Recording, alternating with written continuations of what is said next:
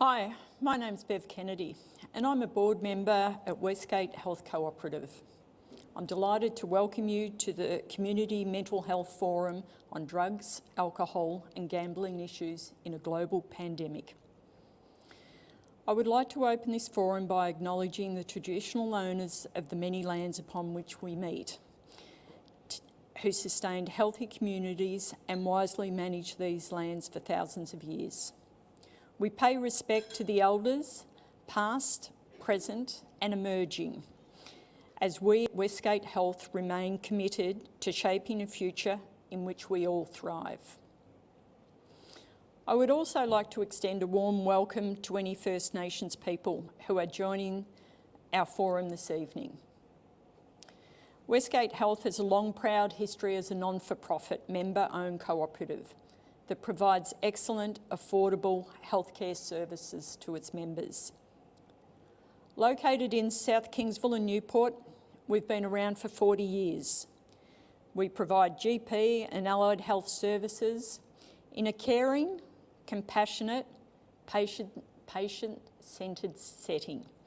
And as a not-for-profit, all our profits go back into caring for our community. As we are a not-for-profit cooperative, we are the voice and a community leader when it comes to primary health.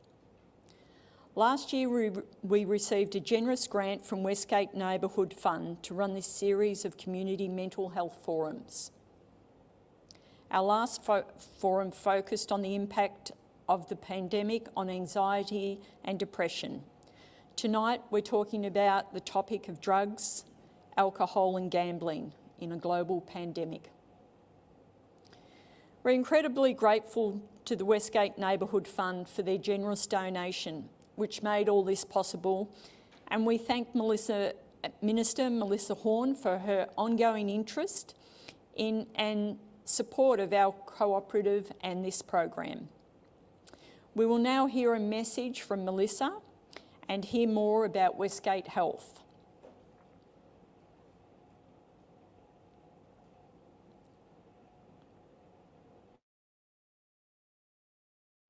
Hi, my name is Melissa Horne. I'm the State Member for Williamstown. It's terrific to be able to support Westgate Health Cooperative's community health forums. They've been recipients of Westgate Tunnel Partnership Program grants, and they're doing a series of mental health forums focusing on people's mental health in a global pandemic. They're being held out of Spotswood Kingsville RSL, which is a great partnership in itself. So I'd really like to commend everyone who's been involved to get these important forums up and running and encourage anyone who would like to participate in it. Westgate Health Cooperative is a not-for-profit community health organisation that's been around for around 40 years. The project that we're about to launch into is a community mental health project. And we see this as an opportunity to meet the needs of many people in the community by empowering them to find their own way through the mental health system. Mental health has always been a common theme for GPs in terms of people who they're dealing with. During the pandemic, all the mental health problems that people have had have got greater and more intense. And what can we do to help people to find their way through this, to be able to access resources that are there, and to do this in a community collaborative way of itself is bringing people together. And some of that networking, some of that people working together, problem solving together, is of itself going to be helping people find their way through this. We're a really diverse community, and it's an opportunity for people to have their needs met where they're at, and that's what we see as being hugely beneficial, because that's it's not one size fits all, and that's the challenge for our GPs as they work their way or guide people through the system as to what's best going to meet their needs. So we couldn't have done this without the funding, and we're just so thrilled that we actually have now being able to get funding that we can put this program on, run face-to-face sessions for the community. It's a game changer for us. We just simply would not be here having this conversation if it had not been for the grant that we received from Westgate Neighbourhood Fund.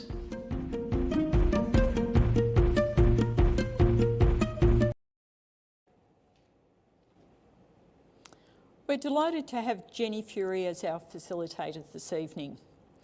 I would like to welcome our panellists, who Jenny will introduce you to, our guests, both in-house and online. Please note, this forum is recorded and will be used as a future resource through Westgate Health Co-operative. This forum is for you, the attendees, so we encourage you to ask your questions today either in person via raising your hand or scanning the QR code that will be displayed on the projector, or if you are online via the Q&A function on the right-hand side of your screen, and we will ask them during the panel discussion. Some housekeeping. If you're watching us online and have any technical difficulties, please refresh your page, or you can chat to our events team via the tech support button on the bottom right-hand side of your screen.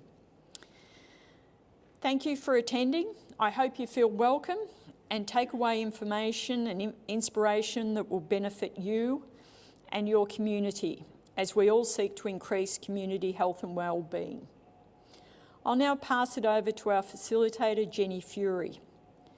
Jenny has been a registered psychologist since 1996 and is a member of the Australian Psychological Society. She has extensive experience working with adults through the lifespan, with a range of issues including anxiety, depression, suicide ideation, grief and trauma. Jenny works in private practice at Mason Street Psychology in Newport.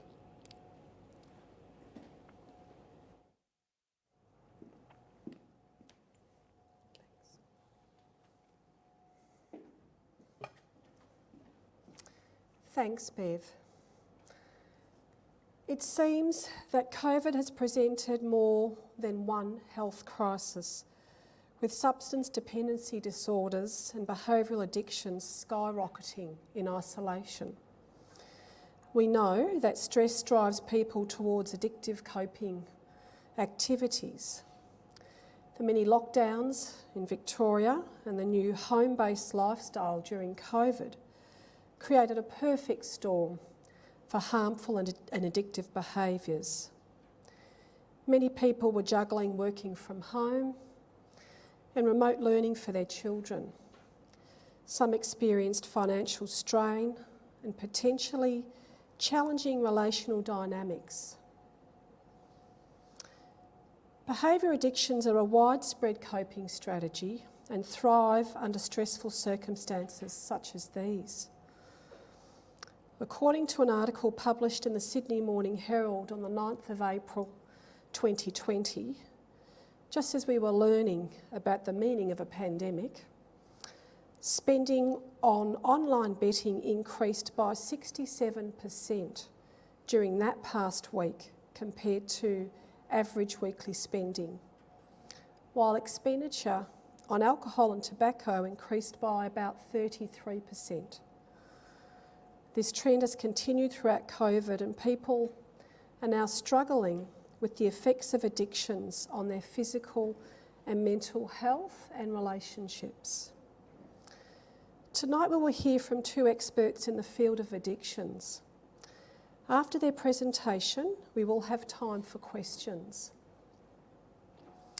I'd like to introduce our first speaker, Dr. Vicky Fan. Vicky is an addiction psychiatrist at Turning Point. Vicky has experience working across alcohol and other drug and mental health services in both New South Wales and Victoria, and believes in a holistic and person-centred approach when working with people and their families. Her areas of interest include mental health comorbidity, harm minimisation, pharmacotherapy, training and education. So I welcome Vicky to the stage to share her expertise. Thanks, Vicky.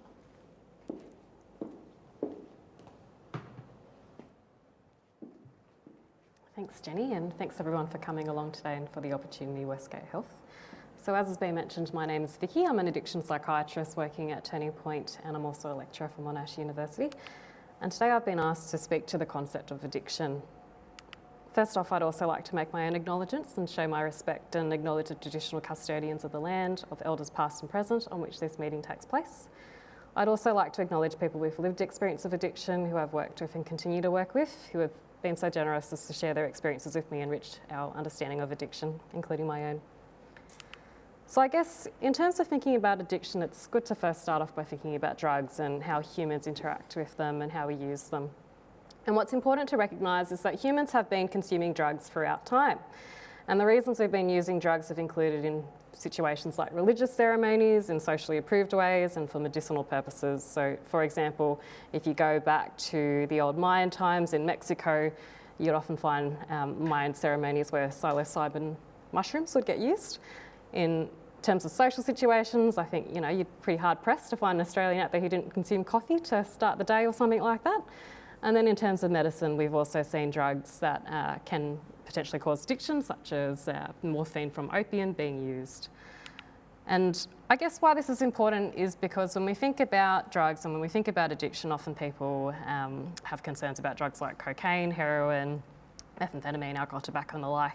And what's important to understand is that our relationship and understanding of these drugs have changed over time as well. So that knowledge has been really powerful and informative, and it's important to recognise the social and cultural context in which drugs occur to understand how we can respond to that. So for example, back in the day, we would have used heroin and cocaine as medical treatments of things, which we now recognise as bad.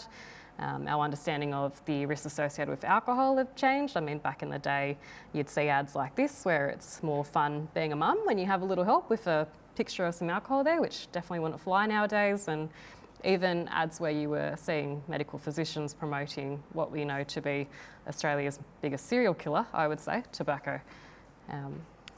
So our relationship with alcohol and drugs is very complex, and it's shaped by a whole bunch of different factors, including the culture in which we're in, the cultural norms within that, society, religion, our belief systems, our individual characteristics, our developmental backgrounds, our neurobiology, so aspects such as genes. And this little image here of a still from Othello is a nice little example. So you've got two characters, Cassio and Iago, and Cassio says, "O thou invisible spirit of wine, if thou hast no name to be known by, let us call thee devil." So he has a different view there. And then if you go to Iago, he says, "Come, come, good wine is a good familiar creature, if it be well used." So you can see the conflicting belief systems there and how society and culture can come into play. So what is addiction? In simple terms, when we refer to addiction, what we mean is the inability to stop consuming a drug or cease an activity in the case of a behavioural addiction, even though it's causing physical or psychological harm. And what we also know is that considering all those different factors that I just explained, for example, society, culture and the like, it's a complex health disorder with a range of biological, developmental and environmental risk factors, which might include things like trauma, social isolation, like Jenny really astutely picked on, drawing on the evidence and the experience of the COVID pandemic, exclusion, genetics and the like. And if we look at signs of addiction, if we want to think about what kind of clues might be out there that someone's experiencing addiction, how we diagnose addiction, things that we see are things like craving or what I like to call unwanted wanting for something, increasing amounts of drug use or the addictive behaviour and money spent on that, time lost to the drug, and that might be procuring the drug, using the drug, recovering from the drug, or addictive behaviour, disengagement with regular activities that the person normally would have liked. So if they previously would have gone and caught up with friends every weekend and that's fallen to the side because the addiction has become so pronounced, that might be another clue as well. Withdrawal symptoms, so when they're not using the drug or engaging in the addictive behaviour, that there's a very clear set of symptoms that are happening that are attributable to that drug not being in the system or that activity not occurring. Tolerance phenomena, where you need more of the same thing to get the previously desired effect or more of an effect, and then things like loss of control as well, so inability to stop or change that behaviour despite a clear desire to. We also see things like inability to carry out obligations, so people not being able to go to work or to be able to attend to family responsibilities and the like. We see health impacts, and they can be mental health or physical health impacts. We see hazardous situations people being in, so for example, driving under the influence is a really classic one there. And then relationship dysfunction, so difficulties in interpersonal relationships, whether they be with friends, family partners, colleagues, and so on. And I guess what's important to think of is that when we look at how the lay community and how most people will have a stereotypical image of addiction, often what we see is this. So this is an image of a Google image search I did 2 days ago when I put in the search terms addicted people. And unfortunately what we see is this often. It's often the dark hooded person in an alleyway looking quite unwell and just really hopeless images of society, which really isn't pleasant to see. And these images are problematic because when we've got people experiencing addiction, you want to see familiar faces, you want to see people that represent you, and when you're seeing dark and dull and quite distressing images like this, they don't really represent people, and it doesn't really make it attractive to go and get help or to be understood. In the media, what we also see is often free classic stereotypes in plots in films and TV shows and books even. So the typecasts that are often there when we think about addiction is your glamorous or glorified addiction. So classic example being James Bond and his martini, and that's problematic because it doesn't really convey the risk that can be associated with drug use. You can see the kind of comedic character. So on the right-hand side, you can see a still from The Hangover, and this is quite a problematic image because it's presented as something quite funny and humorous and light. But if you look at the image deeply, I mean, you've got a coffee table there with alcohol and a baby right in front, which is a very safe or good image. So the comedic portrayal is also quite worrying. And then in the bottom left, there's a still there from A Star Is Born, and the kind of image of the person who is experiencing addiction as too far gone, as unable to get or seek help, or unwilling to get and seek help. And you don't really promote those stories of recovery or that truth around how wide the representation of people in real life of addiction is.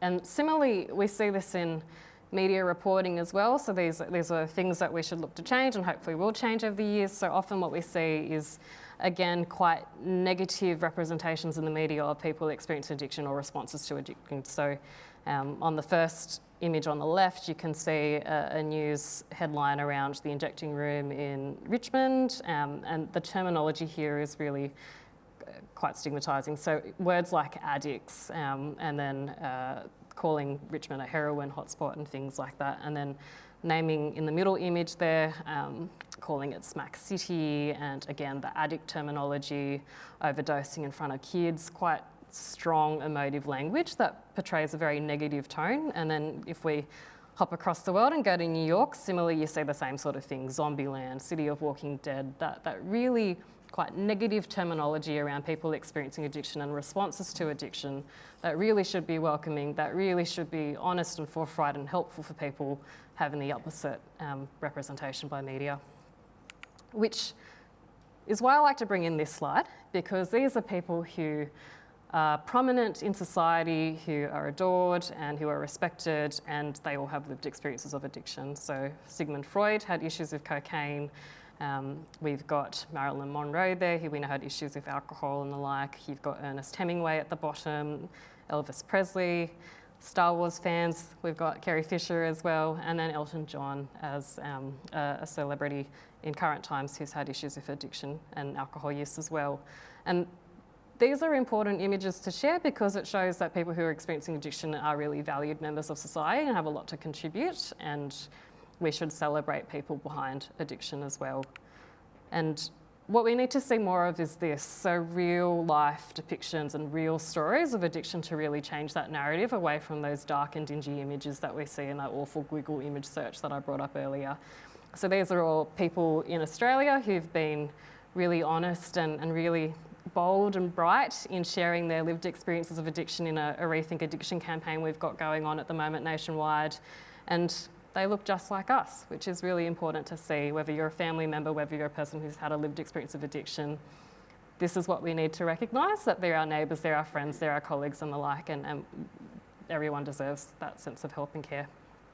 So, addiction affects people of all backgrounds and of all ages. What we actually know is that 1 in 20 Australians meet criteria for a substance use disorder, which is 5.1% of the population. And for people between the ages of 16 to 24, so our young people, that number doubles.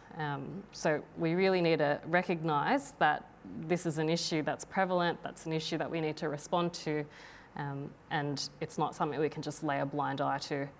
And what is concerning as well is that the World Health Organization has ranked illegal drug dependence as the most stigmatized health condition globally, and alcohol dependence is the 4th most stigmatised health condition, which is really quite appalling, because if this is a common issue and people need help, if they're so stigmatised, that's going to be a barrier to people getting the care they need and to get people providing that care as well.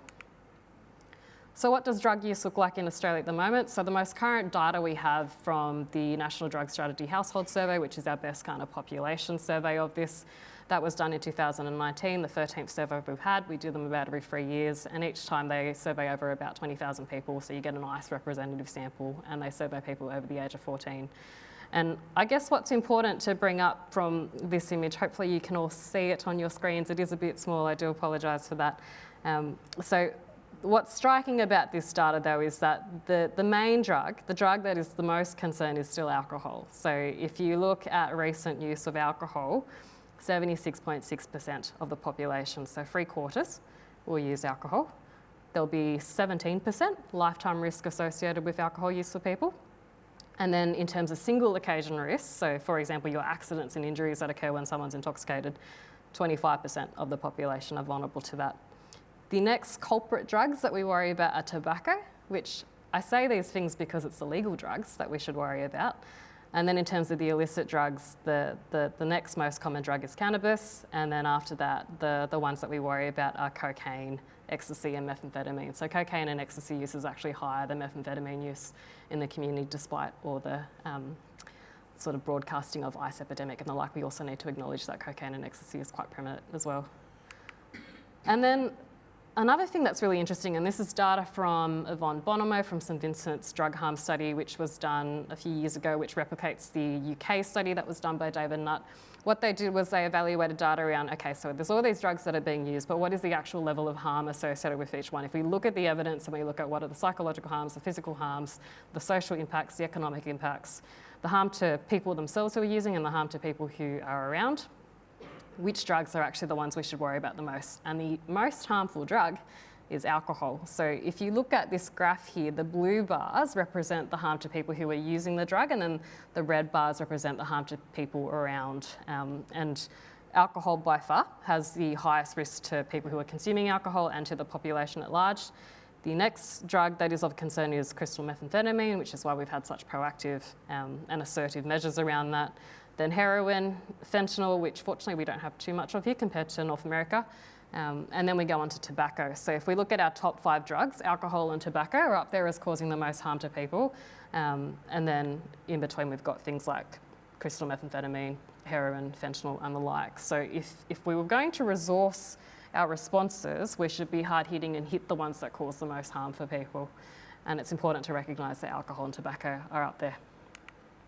So in terms of responses to addiction today, and what's happened is that I guess we have to recognise that drug issues are highly political, and the status of various drugs has been greatly influenced by political and economic interests. And when I say status, I mean things like legalisation and responses and basically how they're held in public opinion. What's important to recognise is that the drugs trade is the second most lucrative industry in the world following the arms trade, but preceding oil, and that's the Criminology Australia data. So how drugs are supplied and used is regulated, and how society responds to it is a political issue. And that's kind of really nicely illustrated by the fact that 2 of the drugs that cause the most harm and damage, alcohol and tobacco, remain legal. So you can see that there are sort of political and economic factors at play there rather than purely making these sorts of decisions based on harm. And the other important thing to recognise is that while there continues to be this disproportionate focus on illicit drugs, we have to also recognise that there are problems associated with prescription medications. So if we go back to this this chart that I provided earlier, what I would like to point out is that the 7th drug of concern, and the 6th one to be fair as well, methadone and prescription opioids, they're prescribed drugs. So it's not just your cartel drug dealers that we're worrying about, it's also drugs that people like I prescribe. So we need to be mindful of this. So in terms of responding to addiction, we also need to recognise that there are other social and cultural influences at play here. So we know there's disparities in responses to drug use by different members of the population based on issues of class, race and gender. I wish that wasn't the case, but we know that that happens. So for example, we know that young black males are much more likely to be jailed for illicit drug use than other people who commit the same crime. And then even in things like policies, there can be these same sorts of issues. So historically, what we've unfortunately seen in Australia was that there was fear-mongering around immigrants and other outsider groups that led to concerns around specific drugs. And that was evidenced by the very kind of racist anti-Chinese sentiment that fueled hysteria around opium dens back in the day. And another thing that's important to bring up is language in this space as well. And language is really important to these power issues and imbalances because they are ways of providing ammo to that in a way. So for example, if we say that someone is participating in drug abuse, that has very different connotations to drug-related problems. One of them is very negative and really puts that person in a corner, and one recognises that someone's a person and they've got a health issue that you need to help them with. Similarly, the word addict, very problematic as compared to a person living with addiction. And resources like this are really great because they're changing people's responses as people are getting aware of these language issues because it matters. They're our way of communicating and relating to people, and language is part of that. So we need to move away from words like junkie, druggie, drug user, drug abuser, addict, those awful words that I just showed you on those headlines earlier, and we need to move to person-centred ones like people or person who uses or has used alcohol or other drugs. And we need to get away from calling use of drugs or alcohol a drug habit and changing the language to a person who has had a dependence on drugs or a person who has a dependence on alcohol, sort of a thing. So stigma, I guess stigma is really important, and we just talked about how illicit drug use is the most stigmatised condition in the world and alcohol use is the fourth most stigmatised condition in the world. So stigma impedes access to treatment and care. It contributes to disorder on the individual level because it entrenches the addiction if people can't feel comfortable to speak up and seek that help. And the levels of stigma are many. So if we start with, I guess, the person themselves, you can have self-stigma if what's demonstrated to you is that you don't belong or that you're a negative in society or that you should be shamed or that you're immoral. Those really negative attitudes can cause the person to feel quite locked down and have that self-stigma and internalise all of that. And then on a kind of interpersonal level, so whether that be interactions with health practitioners, with community members, with peers, with colleagues, with friends, family and the like, stigma plays out in things like ignorance and misinformation, in prejudice, in our unconscious biases against people, so how we relate or assume things about people. Concerningly, in healthcare services, if people have embedded stigma and they're working with people experiencing addiction, that can result in therapeutic nihilism, or what I like to explain as people giving up too early on the person or assuming that treatment isn't going to work, which is completely false.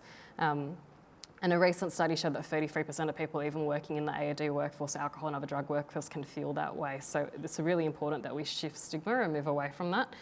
And at a really horrible end, you can see things like discriminatory behaviour where people will just violate human rights and be completely hostile to people as well. And then on a sort of more structural, organisational level, the things that we can see are really discriminatory social structures. So, for example, people being turned away from health services because it's just seen to be a drug problem and everything else gets minimised. You can see really restrictive and coercive treatment policies. You can see underfunded and fragmented care because it's not as politically appealing to invest in certain programs. You can get regulatory barriers, so putting up all sorts of hurdles for people to get treatment. For example, if people have legitimate need for prescription medicine for a particular health issue, sometimes those regulatory barriers can in some ways be there to protect the person but can also be felt as quite stigmatising as well.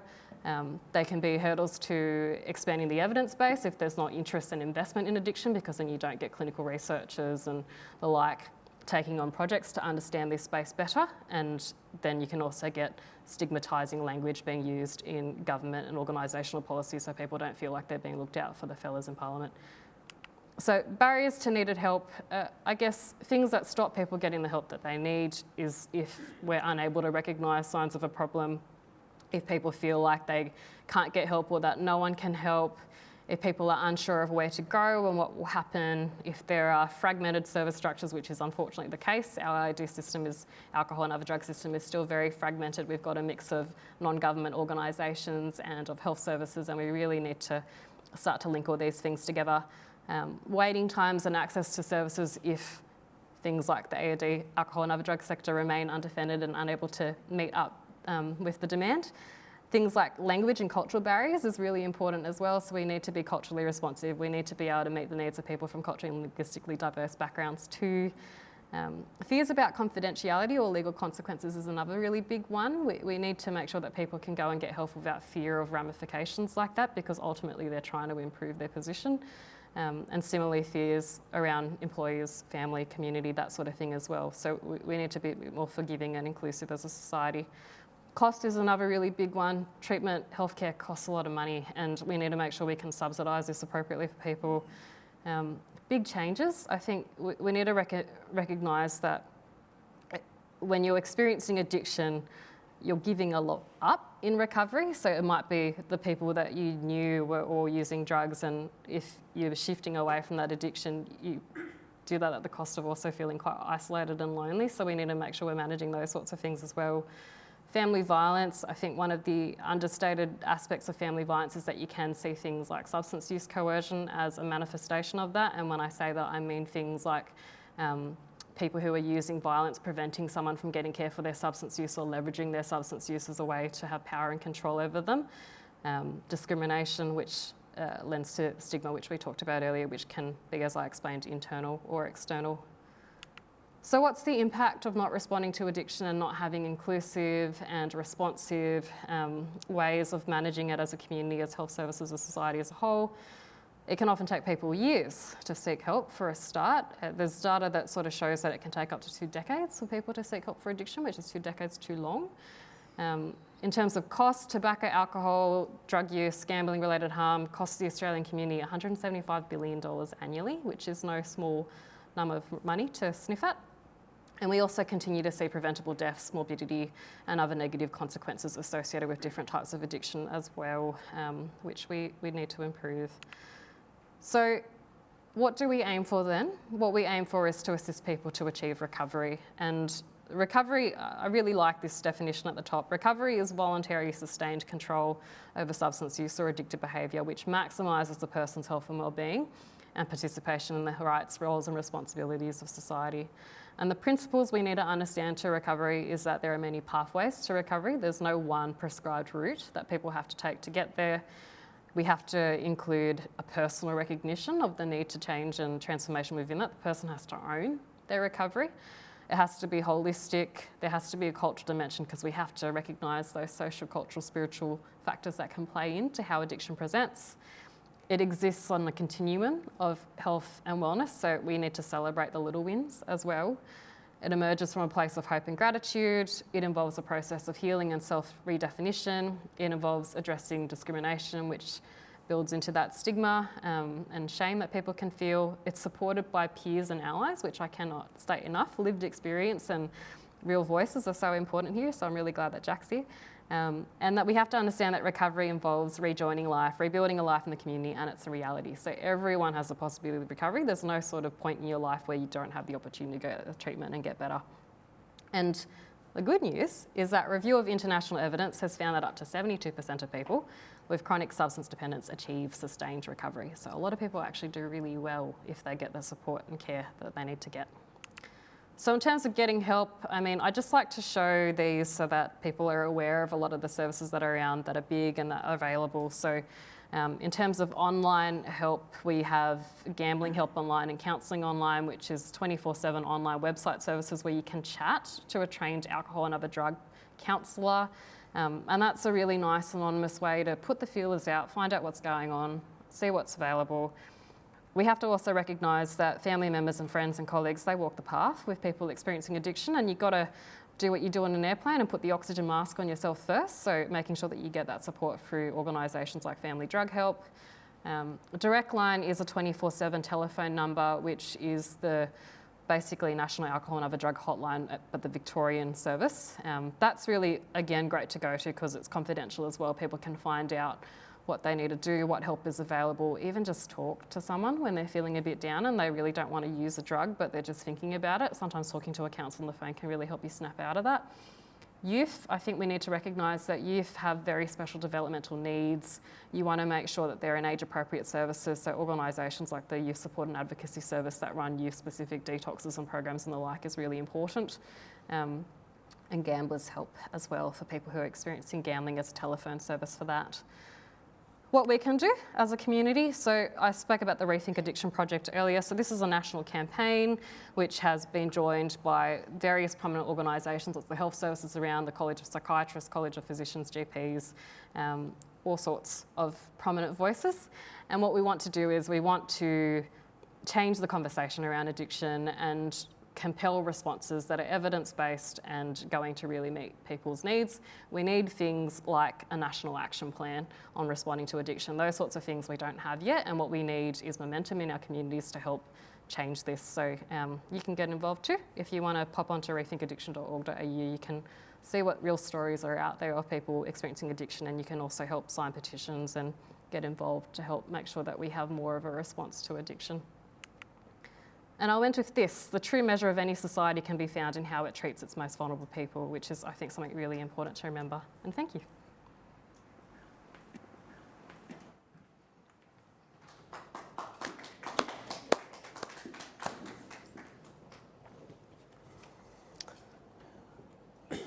Thanks, Vicky. That was a great overview, setting the landscape. Now, our next speaker comes from a different perspective. Jack is a founder and director of Real Drug Talk, the lived experience. Jack is an everyday Australian passionate about finding and creating solutions for service consumers in the alcohol and other drug sector.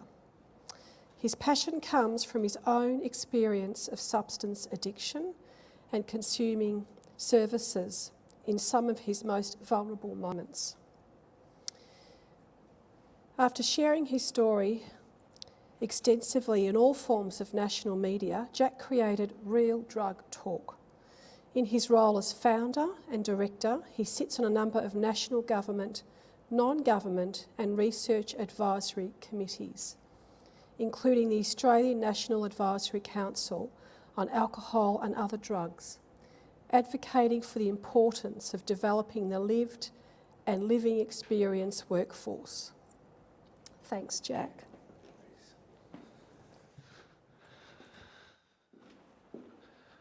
All right. Now, just give me a couple of seconds here to see if I can get this technology happening. It's always a good test if you can work the clicker. All right, we got it going. I'd just like to first of all say thanks for having me. Still to this day, I feel really honoured when I get asked to speak and largely just share my story and some of my experiences. So I really appreciate that. I guess tonight I'm just going to talk a little bit about my story so that everybody knows where I'm coming from. I've had quite a journey now over the years of sharing my story, and I guess the way that I tell it and the perspective that I come from has changed through the different influences that I've had, which has been really cool. So I always say that I'm just one of many experiences, so people have lots of different experiences.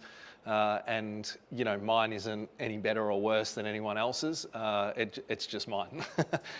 So I'll tell you a little bit about that tonight. And also, I wanted to talk a little bit about some of the stuff that I guess I've seen in COVID and the effect that the pandemic's had on families, people that are using substances, trying to change their life, get recovery services, all that sort of stuff. And then, yeah, some of the impacts and some of the exciting stuff that I think I've seen that's happening in the space. Because sometimes I feel like that we can all be a little bit, have Eeyore syndrome, you know, and just because there is a lot of stuff that's broken. But I think as well, it's exciting to see some of the things that are changing as well. So I want to talk a little bit about that. just quickly, have I got this clicker working? Can you see that first slide? There we go. Okay. So yeah, my organisation's Real Drug Talk, and really, yeah, it's born out of my lived experience, and our aim, similar to the Rethink Addiction stuff really, is just to be part of the conversation and try and shift the paradigm and the way that we think about drugs and alcohol.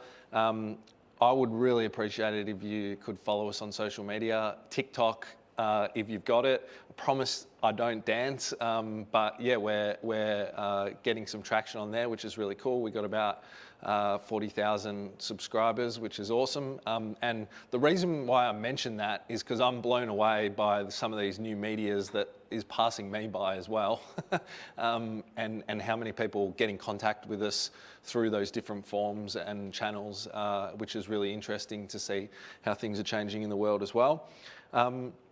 So I just want to paint a little bit of a picture about my life before drugs, because it's the number one thing that people say to me now, is they say, you look like you've never done anything wrong in your life. You kind of look like the boy next door.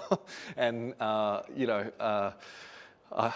I guess that's kind of true. And, this is me growing up when I was, a baby, when I was actually cute and had some hair.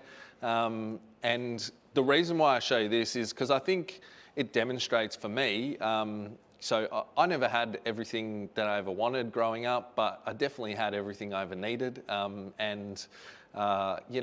came from a very loving, good middle-class family, was brought up with really good values, which I've come to find, no matter where people are at in their journeys, that's actually probably the more common story when it comes to this caper. So, I guess on paper, if you looked at how I was brought up and, different things that happened in my life, sure, there's like some dysfunction in my family, but it was pretty good, really, and it's not that stereotypical kind of thing that people talk about in terms of I didn't have any like significant traumas when I was growing up or anything like that.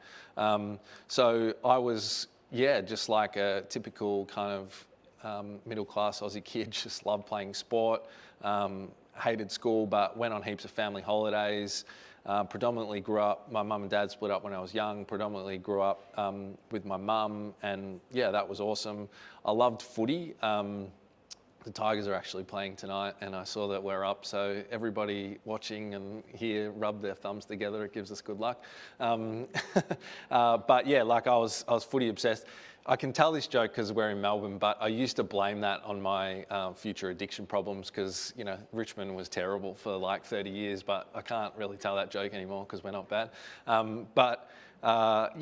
It was a great existence. And then what actually happened for me was that I was kind of progressing through high school, and I'm obviously tall, 6'6", and I've been 6'6" since I was like about 15, so I was always pretty tall, and I got roped into basketball.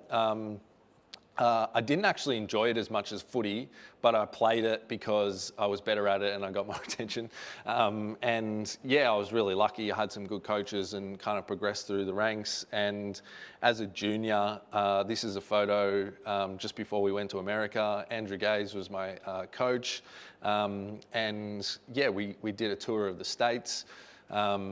Where we were playing like high school teams, and we had, scouts looking at us and all that sort of stuff. So I always get a bit embarrassed about it now, because I'm 31 now, so I never want to say, I could have had a sports career, because how many people say that, and you just roll your eyes. But the opportunities and stuff like that were there, right? In this photo, I'm 17, but equally at the same time, what was happening for me was that I was kind of I was well into it by that stage, but my journey with substances. So from about like 14 or 15, any opportunity that I got to like experiment with, drugs and alcohol, I did. So if anyone's seen The Matrix and they take him through that first thing and there's the lady in the red dress and he can't take his eyes off her, that's kind of what I was like with drugs and alcohol. I was always really scared of it. But I was super intrigued and wanted to, just wanted to explore. And I've come to learn You know, when we do like big rooms and stuff and we talk to people and we say, hands up here, who's used drugs? A lot of people don't put their hands up, but then nearly everybody comes up to me in private when you're eating biscuits and they say, yeah, I've done cocaine when I was like, you know, 18 or whatever. So it was a pretty common thing that I found, that people have used drugs, and I did too, and I was really interested.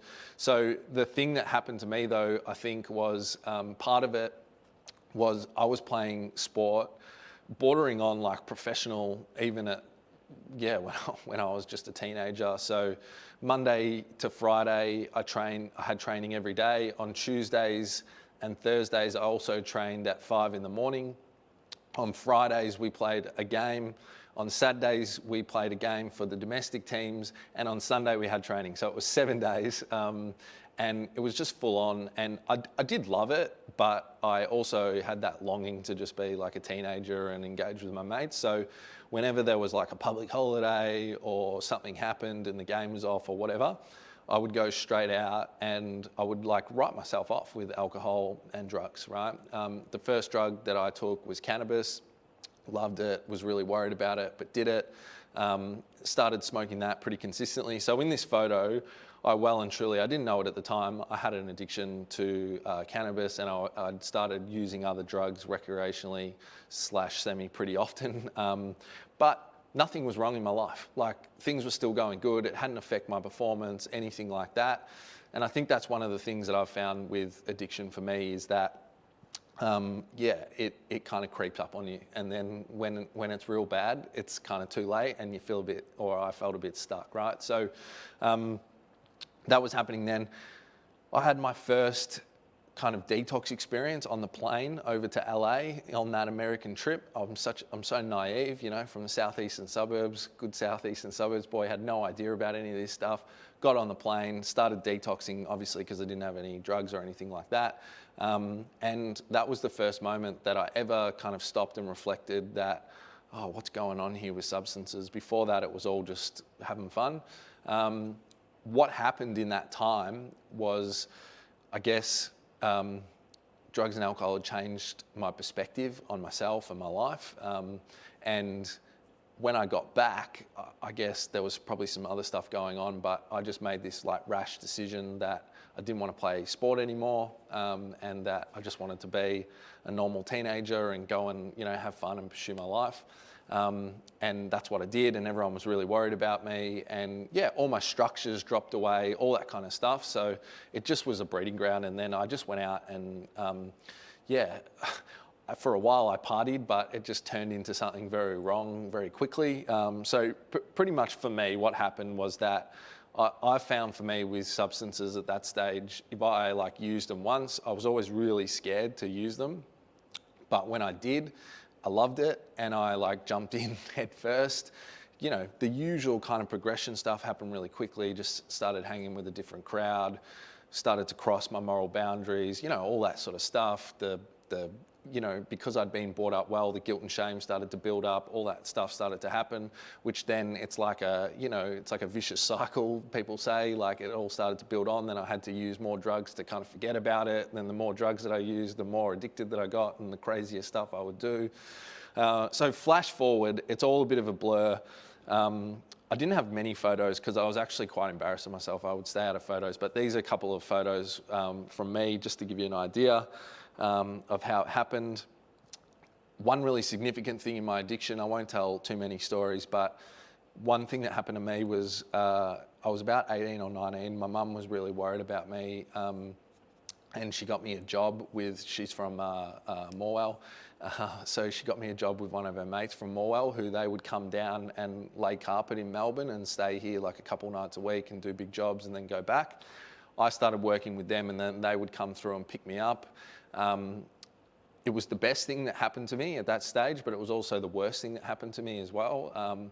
The best thing about it was they were kind of like knock around guys, bit cheeky, you know, tradies, but really good people, and showed me how to be like a good person and all that sort of stuff, gave me really good values, which was actually huge for me at that time because I was young and a bit lost and all that kind of stuff. But the worst thing about it was that I was getting about $2,000 cash in hand every week because I was working for this guy during the day. Then I had another job that my grandpa got me. I would quickly use, like I was using some speed at that time, so I was up and I was awake. I would use some speed and then go to my next job until 3 in the morning. They had like a night job. I think I can say it now, it's been quite a few years, but it was actually laying the carpet at Parliament House in Spring Street. So I was there off my head laying the carpet 10 years ago, whatever it was. So yeah, and then I would go home, use more drugs, sleep for about an hour, and then get up and do it all again. I did that for, I think I managed to hold on to that job maybe for 9 months to a year. And then, yeah, obviously my life started to get unmanageable. My habits started to get bigger. That was around the time when I first used ice, which was kind of a bit of a, at first it was like a good thing for me. So I used to spend about $200 on speed, and you know, the more your tolerance builds, it doesn't last that long in the end. But then when I switched to ice, it was more expensive, but it lasted longer. And it was kind of a bit of a trick. And that's part of the reason why I got hooked on that. And it was better. And I had more fun on it. So started using that. And yeah, as soon as I started using ice, to be honest with you, my life kind of started to fall apart. Started cocktailing other drugs, you know, Xanax and other prescription drugs. So I was just kind of like out of my mind, really, not like a functional human. I got fired in my underwear at my doorstep because I didn't get up to work. And then again, that was another moment where all of a sudden I went from getting about $2,000 cash in hand a week, had a pretty big habit for a young guy, to nothing, you know. And that's when I got kind of desperate, really. And the thing that I always say about ice use or drug use in particular, but for me, like ice use, what goes up must come down. And for me, the worst moments were actually when I wasn't using drugs, right? Because all the depression, all the sort of, even though I would go into psychosis when I was using, all the stuff underneath the surface would like come up, and it was just unbearable. And at that time, I didn't really have any money or resources. You know, stuff started to happen. Mum had kicked me out of the home because I got a younger brother. He was about 10 at the time, and it just wasn't kind of safe from how I was living my life for me to be in the house. So I was kind of like couch surfing, in and out of dad's, all this sort of stuff, right? And my life was just bad, right? And the interesting thing about that I always tell people is that, so I checked into rehab when I was 20 or 21, so like very young. But before that, I actually didn't want to do what I was doing for like 3 years, probably, roughly. And my life was shit and I hated it, right? But, you know, like when mum would try and get me to get help, or dad would say something to me, you know, like I'd abuse them, I wouldn't say that, or I didn't know how to ask for help. So it's kind of interesting, the psychology that happens when you're stuck in addiction and in that space. And it's part of the work that I do now, because if there was someone different that, you know, kind of told me things in a different way, I think maybe it could have helped me to have a bit of a shift. So, flash forward, what happened to me sounds really cliche, but this is truly what happened. There was heaps of bad stuff going on. I basically stole a bunch of money off someone that I shouldn't have taken it off, and was in a bit of trouble. Used all, you know, about $7,000 worth of drugs in a week. Totally lost my mind. All this stuff happened at the time. I'd had suicide attempts. I had psychosis. I was really skinny. No word of a lie, when I weighed myself at rehab, I was 65 kilos. I'm 6'6", so I was super skinny. And yeah, like things were terrible. So I had that event. Something different happened. It was really weird. I got dropped off at the train station at the milk bar, and I went to buy Big M after I had all this money, and I didn't have enough money. I think it was like $4.50. I didn't have $4.50 left, and I don't know what it was about that, but it just like something in that moment just kind of broke me, even though I'd had all these really bad events happen before that. And I called mum, and just there was something in the air. I don't know. Before, she wouldn't let me like come back to the house, or she'd tell me to go away or whatever. But she was angry at me, but she said, "Yeah, you come around." So I got on the train, went there, and then I can still remember, she opened the door, and she didn't even look at me. She'd just gotten to this point where she was so annoyed at me. But I was really lucky because she'd always told me that, you know, we're here to help you as soon as you want help, all this sort of stuff. So I kind of knew in the back of my mind. And then I went into the bathroom to like wash my face and just sort of try and gather my thoughts. And I looked in the mirror, and she had this big mirror in her bathroom. And it's really weird, but I just, like, my life kind of flashed before my eyes. It was super strange. I just got this like vision of me, how I was this happy-go-lucky guy with all these opportunities in front of him, heaps of friends, people liked me, to like what I was, you know, seeing myself. And I'm conscious of Vicky's presentation because I don't want to stigmatise, but, you know, like to your stereotypical kind of drug user that you see on movies and stuff like that, you know. And it was just, in this moment, it was just enough. It broke me, and I said to Mum, hey, I want some help. I want to go to rehab. And I just kind of like spilled my guts. This is what's been going on, all this stuff. Again, I feel super lucky that I have like a good supportive family, and Mum had already looked up rehabs, all that sort of stuff. She'd taken out private health insurance on me. I was still at the age where I'd come under it. So we were able to go to like a private rehab and get in quickly. That was the main thing about it, rather than having to wait for however long to get assessments and all that stuff. And what happened to me when I went to that rehab was, and this is why I'm so passionate about talking about a lived experience workforce now in like the public system, right? That's recognisable and you can identify it, and there's people there in structured positions, because what happened was that before that I tried to actually like call a few services, and I'd never really like, there's this weird thing that I had that I find a lot of people had. I had this like, even though I was super in trouble and spent and needed help, I had this like arrogance about me, and like I was kind of like, no one can help me, and you don't know what I'm going through, you know, all this kind of stuff. It was really weird. And so I tried to talk to a few like services, youth services, different stuff like that, and nothing really connected. And I had that feeling that I was different, no one could really help me, all this sort of stuff. But when I went to this rehab, there was a guy there. He was a counsellor, but he'd actually been through addiction. And he started talking to me about it. But the thing that was significant was I didn't relate to his story. It was completely different to mine. You know, he was hoity-toity and, you know, drank alcohol and all this kind of stuff, right? But he was more talking to me about, like, intimately about how he thought and felt in those moments. And that's what, like, really blew me away, because I'd never heard anyone talk like that. And I'd been feeling like that for years. And what that did was, it wasn't like a silver bullet, but it was kind of the window that allowed me to, I guess, like trust that maybe someone could help me, and that maybe the services that were on offer there, you know, could help me as well. So that's why I think, you know, the lived experience stuff's so significant, and we need so many different people across the board with lots of different experiences, because everybody has like a different one, right? And not everyone's going to relate to my story or whatever it is. There needs to be lots of different ones, but luckily I did, and I connected, as I said, to how he explained his feelings and thoughts. And that was enough. And, you know, just like flashing forward just quickly, you know, happy life, all this kind of stuff. It inspired me to, you know, go and I managed to stay off drugs and alcohol for 10 years. After that, I decided that I'd do 12 months. You know, I remember when they told me, maybe you shouldn't drink. And I was like, what? That is crazy. But I just committed to 12 months, and then I did 12 months and my life got better. So I did longer and all that sort of stuff. What happened to me in that time was that I went back and did some schooling, started working in a rehab. And this was in like, it started in like, I think it was roughly like 2015. It was like the ice epidemic, right? You know, when everyone can probably remember that, when it was all over the paper and all that sort of stuff. And yeah, I don't know, they just came down and I did a story. I was super naive, didn't know what I was doing.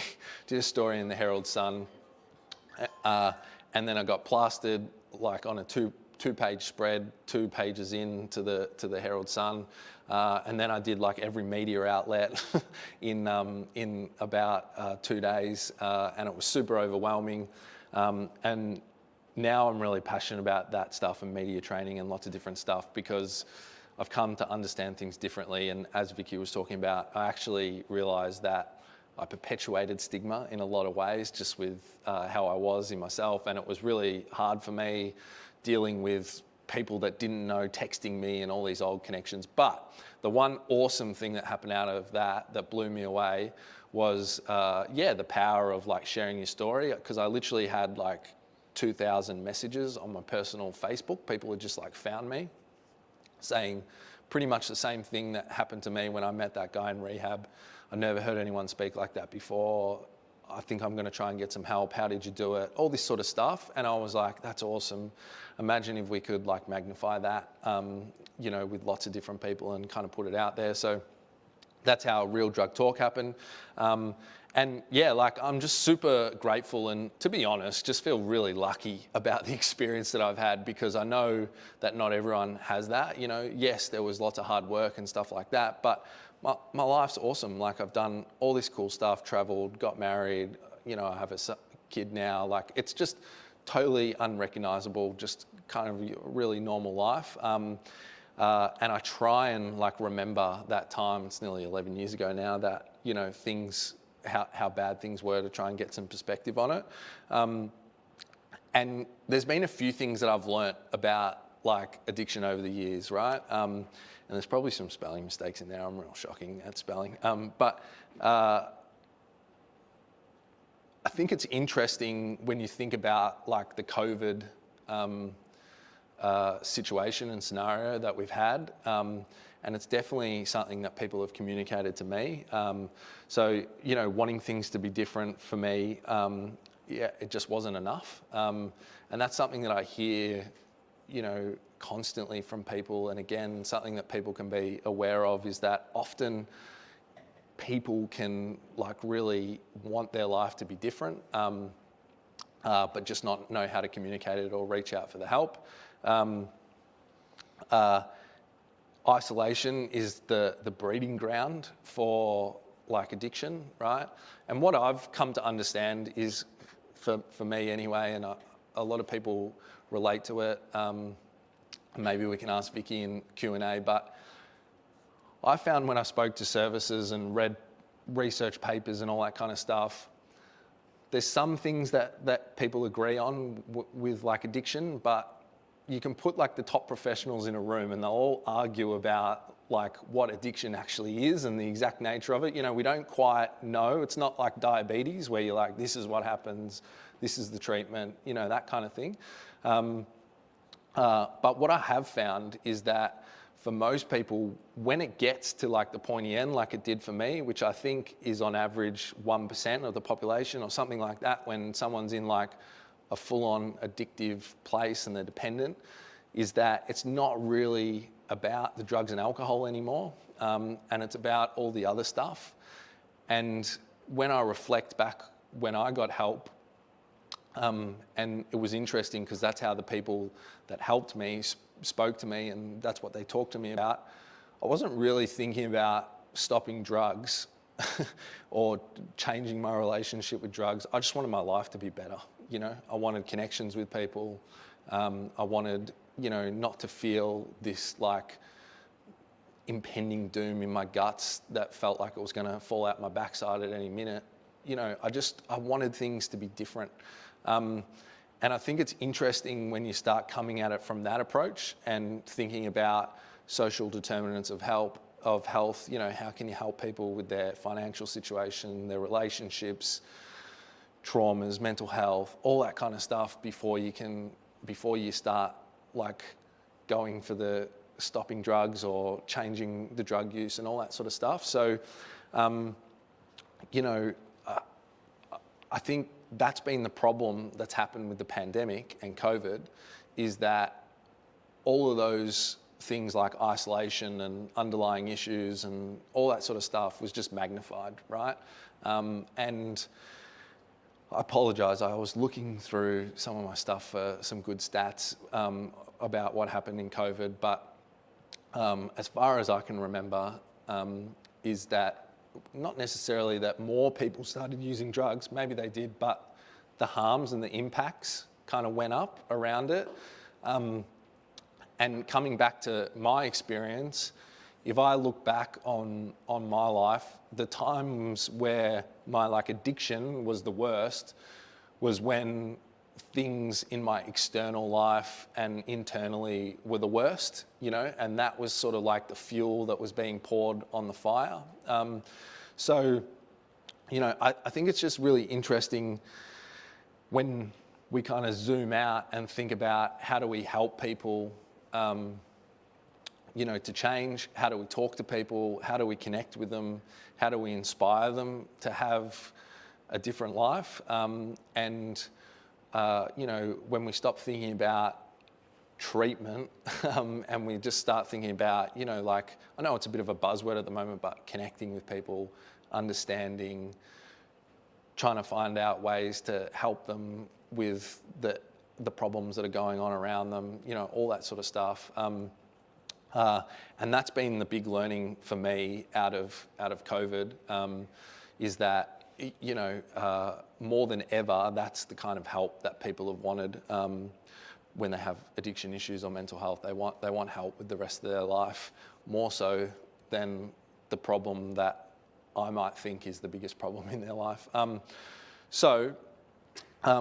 thing that I did pull out was this stat from the Australian Institute of Health and Welfare, which kind of, demonstrates that drug use intensified for people. So in 2021, illicit drug responding system, IDRS, was adapted to collect information about the experiences that people had during COVID-19 who regularly inject drugs.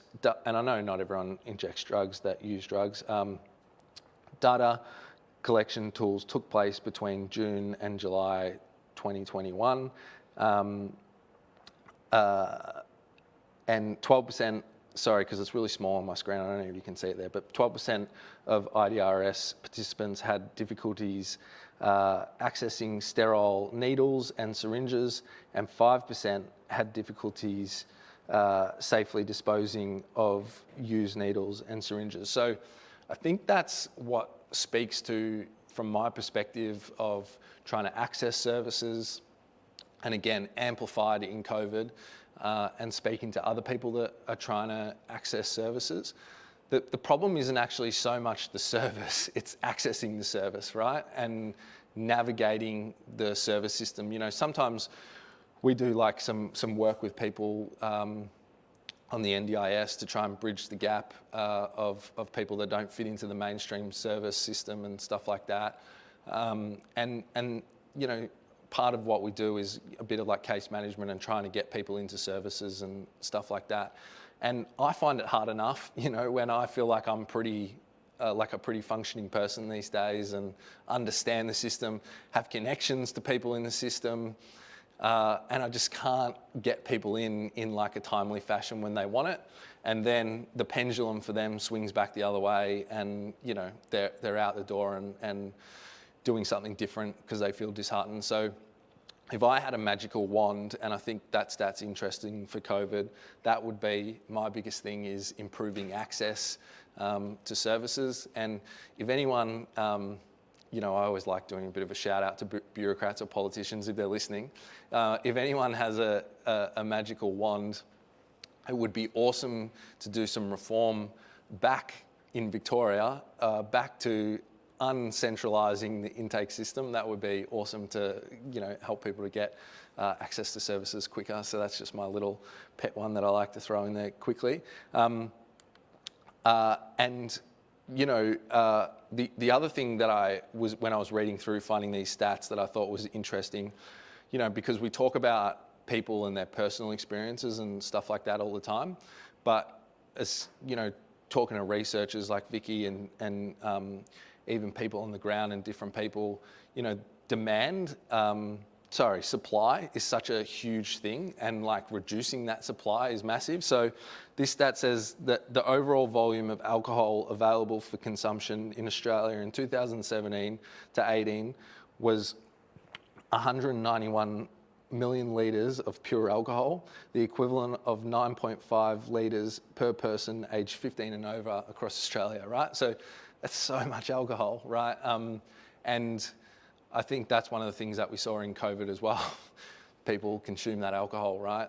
So yeah, I'm really keen to have, again, not just mine, but voices like mine, because I think if we really want to solve the problem, it is at the level of policy to change the environment for people.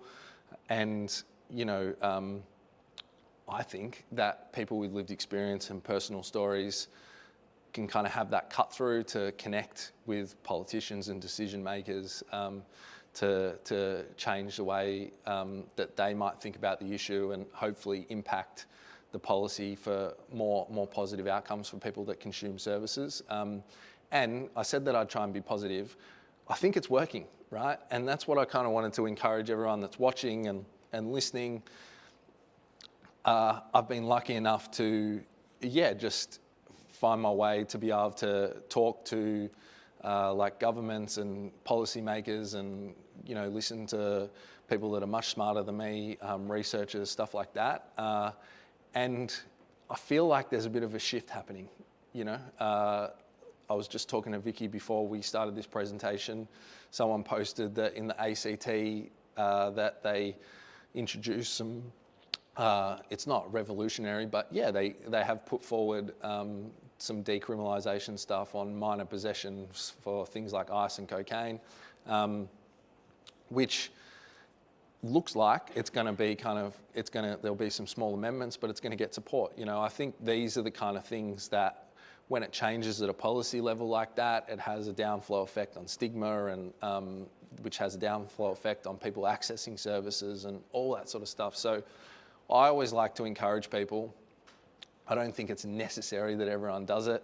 Part of my experience is, you know, sometimes I wish that maybe I hadn't spoken up about my story because it kind of comes with its cons as well. But I think the more people that can talk up about it, and if you feel brave enough to, whatever experience you've had, even if you just know someone that's a friend or a family member or whatever it is, you never know the kind of impact that it's going to have and how it could change things. So yeah, I just always want to do that shout out to highly encourage people. So I hope that was helpful to people. There's some of the experiences condensed into half an hour or so of my experience of substances and addiction. I think, you know, one of the interesting things, just to finish on, that I've found for me personally in this space, if I just think about the way when I, you know, got recovery, nearly 11 years ago, how I thought about myself and the world, what I was capable of, all that kind of stuff. The way that it's transformed and changed is like amazing, you know. And I think, again, I learned something off Vicky's presentation. The treatment nihilism, I think he called it. It's something that I've always thought about as well. But, you know, I think it starts with everybody, and particularly clinicians, like believing that people can be different and have a different life. And as hard as things get, particularly like for families, as hard as things get and as difficult as it is to, you know, deal with all the problems that and behaviours that can come with addiction, if you just kind of hold on to some kind of hope that things can be different, I think, you know, sometimes that's what other people need to plant a seed to think that they can change as well. Because yeah, that's what happened to me. Other people believed in me before I believed in myself. So thanks, and thanks for having me talk. Cheers. Do I stay up here? Yeah, stay. No worries.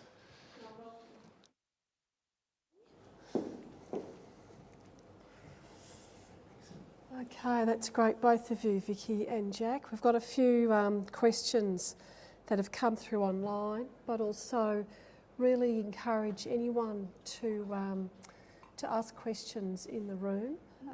You can either do that just by the old-fashioned way of just show of hands and microphone comes to you, Or we've also got the fancy way, is that right, of a QR code. We're all au fait with QR codes now with COVID. They're everywhere. So maybe I'll just start with what's feeding through online, and then we can just see what else people want to ask. There's a question here. What is the difference between misuse and addiction? I suppose, you know, where does the line get crossed? And yeah, up to you who wants to start. Terminology is a very difficult space. I guess when I use the word addiction, when often people use the word addiction, what they're describing is the kind of disease illness state typically. So the term that we tend to use in the health services is substance use disorder or a gambling disorder or other behavioural disorder.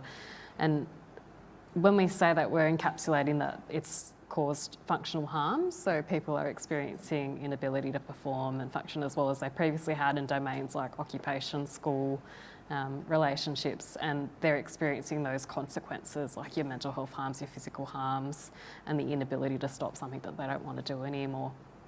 Misuse doesn't necessarily hit that spectrum. It could just be someone using a bit more of a substance in a way that's dangerous or using a substance in a way that it shouldn't be used, and that would be considered risky, but it doesn't mean that they've necessarily developed that disease illness state where we would call it a substance use disorder, or what in lay terms is often referred to as addiction. Hopefully that answers the question. Yeah, I think one of the things I was trying to spit out there, but my mind does that, went off on a different track, was, something that I've found helpful for me and other people as well is trying to think about it more on like a spectrum, and in a way for some people, and for me in early on, diagnosis words were helpful, but for lots of other people as well, they're unhelpful too. So, almost like changing the way that we think about addiction in general or misuse. Personally, I don't like misuse because I think it prescribes like some morality to the way that you use a substance, and people have all sorts of different relationships with substances. So, I like to think that you're on the spectrum of substance use and issues with it. And maybe thinking about it a little bit more like physical health, like if I go outside now, I don't have my jumper on, there's a higher risk that I'm going to catch a cold because I don't have my jumper on. So, talking about substance use and addiction like that as well, that maybe if there's some issues going on in your life, you're arguing with your partner, or you've got mental health concerns, or you've had a stressful week at work, maybe it's best to, taper the amount that you're using, because that could actually tip it over into like an addictive pattern or whatever it is. So I hope that explains it from my perspective. Just yet. Hold on, we've got a microphone coming your way. Yeah, hi. I just want to know that, and I'm probably going to use the wrong terminology, so I apologise now. But I suffer from pain, chronic pain, and I've been offered medicinal marijuana and things like that. I'm just wondering from your position, Jake, whether or not, do you see that as a problem for potential of becoming addicted or something like that? Because that actually does worry me, so I choose to live with the pain rather than move forward, because a close family member of mine at the age of 14 and now a lot older has actually drug-induced schizophrenia. So, Yeah, it's such a great question. And again, this is where it gets complicated when you're talking about terminologies and what to do, because everything's so individual, right?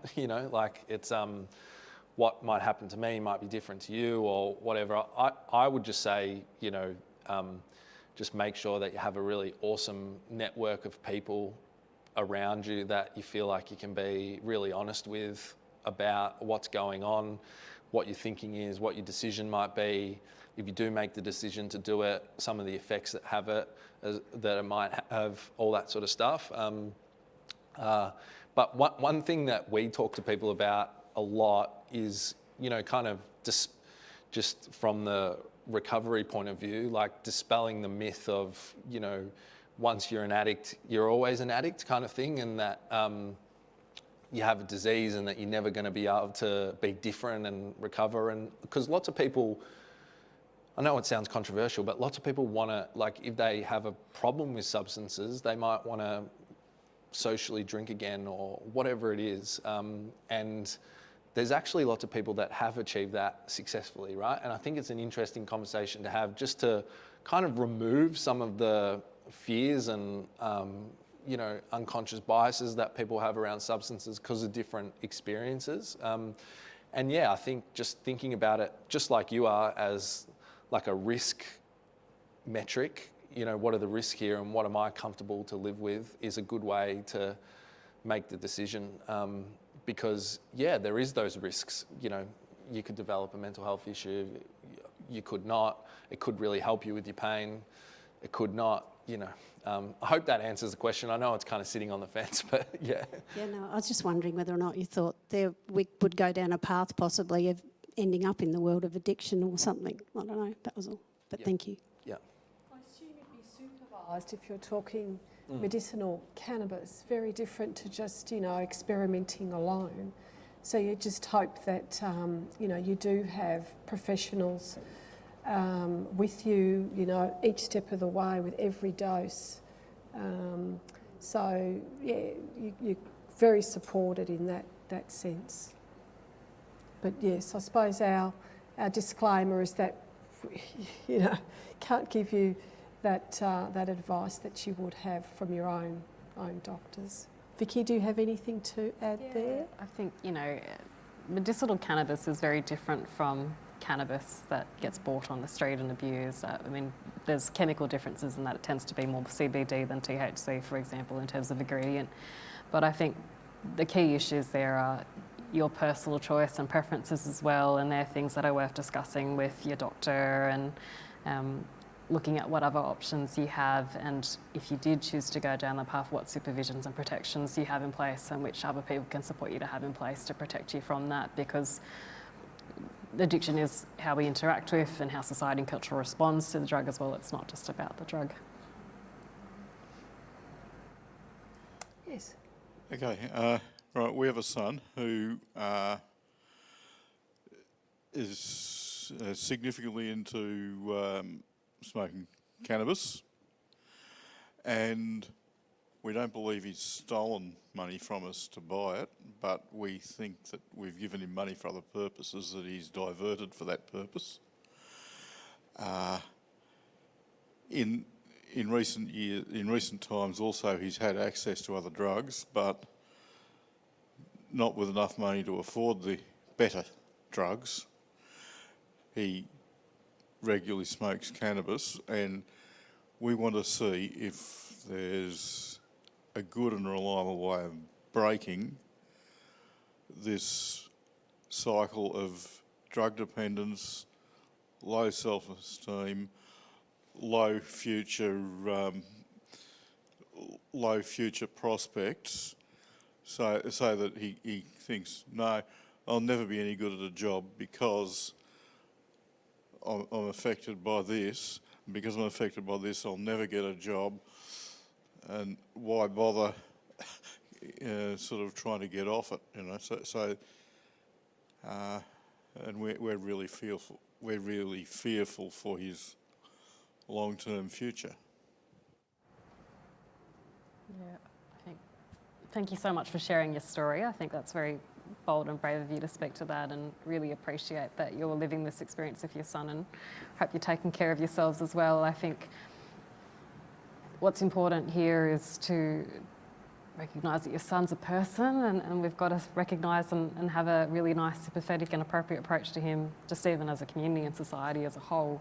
I guess it's really important to have those powerful messages and models of experience like Jack, that there is that possibility of recovery for everyone. Yes, you can't change what's happened in your life in the past, but you do get to choose what happens next. And just in the same way that, as with any other health condition, we hear of people breaking their legs and having injuries, and then they come back and achieve many great things in their lives and careers.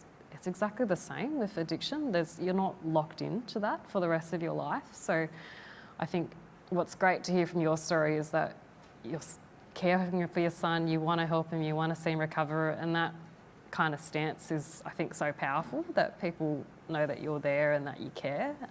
And it's working with him until he's ready, and just always reassuring him that there's options there for him, whether that's through professional services or through just supports, just to talk about what's going on and lend a shoulder. Those things are really important.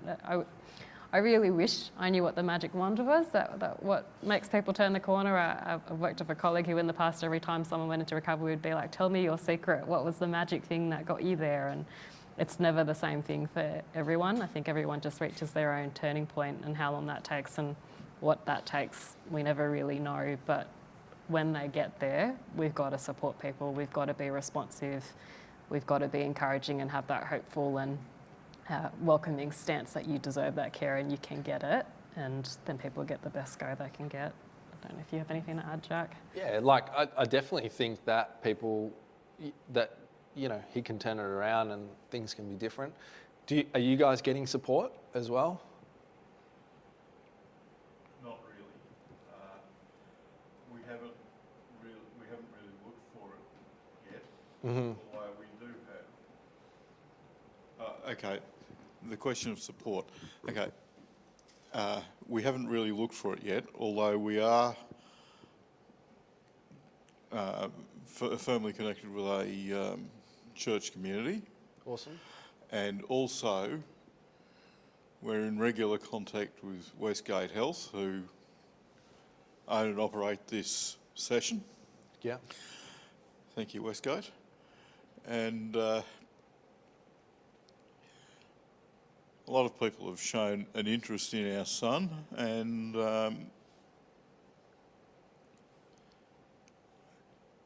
it'd be nice if he showed a bit more interest in them. Yeah. Because that's the thing, right? Like, and that's, it's awesome.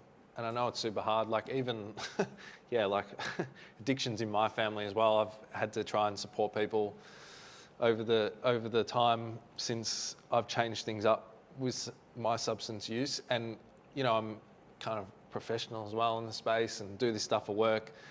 And, you know, I even found myself going nuts, you know, and just thinking, how do I help them? And I found it really beneficial for me to kind of get some support, because the hardest thing is like, you know, you as much as you want the other person to change, you sort of can't control them. You can only control yourself, really. But there is power within that, because you can have influence and impact them in different ways. And I've found for most people that I've spoken to, that families, yeah, really, really benefit getting into some sort of like structured group, because then they work out how they can influence a bit more and help them to change by changing them as well. So, yeah, I hope that helps, because there's no good answers, really.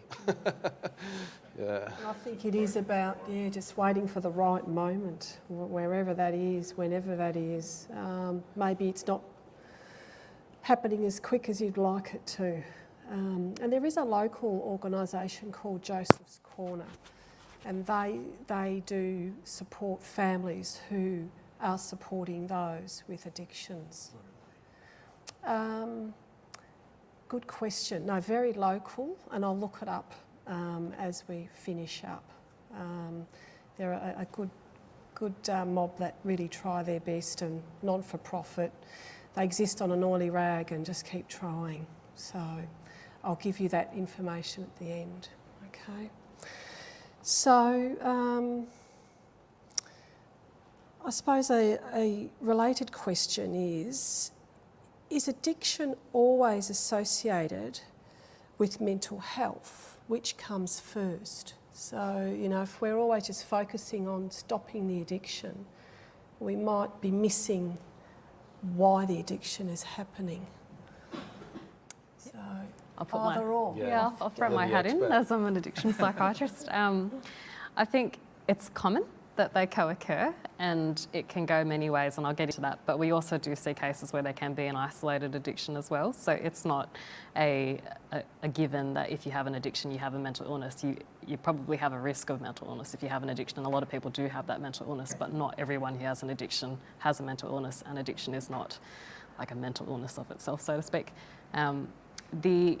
the ways in which they can relate to each other, it's not a direct egg-chicken situation because it goes multiple ways, and there's lots of ways in which we hypothesise the relationship, and the common ones that are described, and I'm probably getting a bit technical here, but we have these hypotheses, and there's the first direct one where one leads to the other. So for example, if you have a terrible anxiety and you discover tranquilizers, and that's the way that you calm your anxiety, and then you develop dependence to things like benzodiazepines, tranquilizers, and that's how you develop your drug dependence. That's a very direct causal relationship where one comes before the other. You can also get the indirect ones where, so for example, you develop substance use in early childhood and that interrupts your schooling and that affects your employment prospects and your social connection alike, and then that puts you at risk of things like a depression just by those other factors, like not having a job, not having connection, having that limited identity and purpose in your life. You can get that indirect relationship as well. And then we can also get shared common factors. So for example, if you grow up with neglect and you grow up in really awful low socioeconomic experiences, and you have things like insults in your life, like trauma happen, they can lead to increased risk of both substance use and mental health. So there's lots of different ways in which they can interact. It's complex, it's layered, things shift and change. So it's not like it's only one pattern across the lifespan as well. Sometimes people move and you get one going in one direction, the other one going in the other direction, and things might happen again, and it might be a different type of mental health disorder or a different type of substance use disorder. I think the underlying message there is that mental health and substance use together is common. It's not always there, but because it is so common, we should always look for it and then manage it. So if someone's experiencing mental health issues, you've got to manage the mental health issues as well. We hear a lot of self-medication. You know, people talk about I'm self-medicating, and they almost, want to say that that's okay. But I suppose that makes me really sad when I hear people say that they're self-medicating, because it means they're not getting assertive and evidence-based treatment for the thing that's going on underneath. So if someone's self-medicating, I don't think you should look at them and say, look, that's problematic, that's what they're doing wrong. I think you should say there's a person that needs help, hasn't got that help, and they've had to find their own help, which isn't the best fit. What Vicky said. Couldn't agree more. Yeah. Okay. And I suppose the huge issue of someone's ready for help, they want to access help. How long does it take to get help in the public system at the moment? Too long. Too long. Yeah. Too long. I think we agree on that one. It's been exacerbated by COVID as well. This is a pandemic talk, so I think we should speak to that. The impacts we saw there was that people were scared to leave the house in the first instance, to go and put their hand up, and then things like physical distancing have impacted how many beds we can offer, because you've got to space out things more. When there's a COVID outbreak in a hospital service, you have to close shop and you can't take admissions, and it delays the wait list. And I was just telling Jack, we've had a COVID outbreak recently, and that's been really upsetting, because people have to prep themselves to come into places like detox and treatment, and there's a lot of worry in giving up what has kept you safe and what you've known, and people kind of prepare for that in the same way that we prepare for a house move and things. And if you tell someone that the date we've given you is suddenly no longer accessible and there's going to be an extra delay, people can feel quite rejected and abandoned and disappointed in the system, understandably, and that is a real setback, because we've missed a window of opportunity and we've made a big dent in the therapeutic alliance trying to get them in. So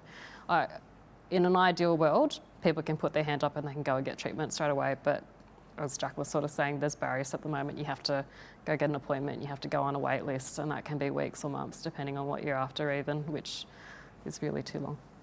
Yeah. And I think I just feel sorry for clinicians, really, because it's not really their fault, and the people at the services. It really is just like a system and structural issue, and 100% this sector is critically underfunded. It's ridiculous, actually, when you look at it. But in saying that, I do think that it would be cool to see the sector kind of unite a little bit more and push for some system reforms, because when I talk to different professionals, everybody has a pretty similar idea about what would make it better. which I think could kind of easily be done, which would be good to see. So, yeah, it's not a helpful answer, but yeah, it is slow. Yeah. But one of the positive things out of COVID was there was really good engagement rates for the people that like telehealth with telehealth, which is good, which is great. And that's here to stay? I think so. Did Turning Point got more money and stuff to do things like counselling online? I think it's an emerging space as well. I think we've recognised that digital health works. There was lots of nervousness about it, but we've been living with it for the past 2 years now, and we still get really good outcomes. And we need to be more adaptive, and digital health has really helped bridge the gap with regional and remote areas too. So I don't think it's going anywhere. But I think there's also room for creativity here, because yes, if there's going to be long wait lists for your traditional services like detoxes, rehabs and the like, we need to do more around bridging support, peer support, information, just basic skills building and managing all those things in life that get in the way of addiction, like homelessness, domestic violence, like not having employment opportunities, education opportunities. You can still do a lot in that space and improve someone's outcomes if we can cover those things even before you get to treatment, and even adjunct to treatment. Now, a more specific question. What is classed as alcohol addiction? How many standard drinks is addiction?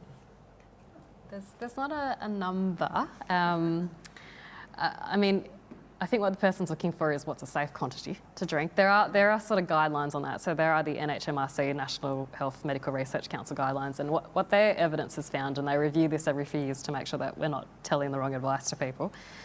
What we know now is that there's cumulative harm with alcohol. So it's about how much you drink over the course of time as much as it is about episodic drinking. So what's considered a safe limit, or a safer limit, I should say, for a healthy adult Australian, whether you're male, whether you're female, intersex, whichever, no more than 10 standard drinks a week, no more than 4 standard drinks within that in a sitting, and 2 days off a week. But if you have health concerns, if you're pregnant, if you're breastfeeding, don't drink alcohol at all. And that will reduce your risk of things like cardiovascular disease, liver disease and the like. We see higher ratios of risk when people are consuming above those limits. High levels of drinking can definitely be a sign of addiction, but it's not sufficient as a diagnostic criteria, because what we're also looking for is whether there's withdrawal phenomena, tolerance phenomena, loss of control, obligations being left behind, that kind of a thing. But moderation, which is a dangerous word, but 10 standard drinks a week or less is safer. And I think, yeah, like not specific, well, there is like dependence scales though. So, and speaking of technology, Hello Sunday Morning, which is pretty, people will know about that, it's pretty prominent. It's an app that you can download. Their app's called Daybreak. I'm pretty sure when you log on to that app, it's free. You actually go through, it's called the audit, which gives you an idea of like your dependence scale, and then it can make some suggestions to you and stuff like that. The drug one's called Dude It. So yeah, there is like some mechanisms that people can go on to see what, it's not like rubber stamped you're addicted or you're not addicted, but it gives you an indication, yeah. They're great screeners. And if I had one question I was going to ask someone to work out if there's possibly an alcohol use issue there or not, it would be, is the first thing you do in the morning drink alcohol? And if it's the very first thing you do, then that's a high risk indicator. Well, that's morning. How about, this is a question about night time. How do you approach the chat to a family member that drinks to sleep every night and also smokes, and the person is about 50 years of age?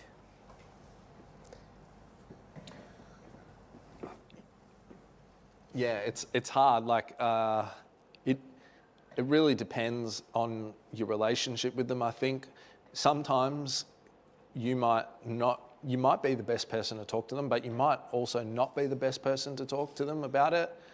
You know, I'm thinking of a specific. Another way to do it is just thinking about what that person cares about or who the authorities are in their life.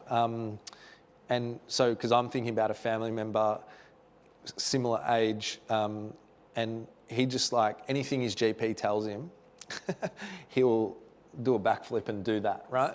So, you know, if that's the case, something like that, you might say, oh, well, you're at a certain age, prostate cancer's, common, maybe you should go get a check, and that can be a way to put them in touch with someone where they might get screened for alcohol, stuff like that, like kind of getting creative with it, because sometimes just going to the person and bringing it up, no matter how nicely and gently you do it, can kind of set them off. But you might also have a really good relationship with them, and yeah, it's just about non-authoritarian language and coming at them, with a caring attitude.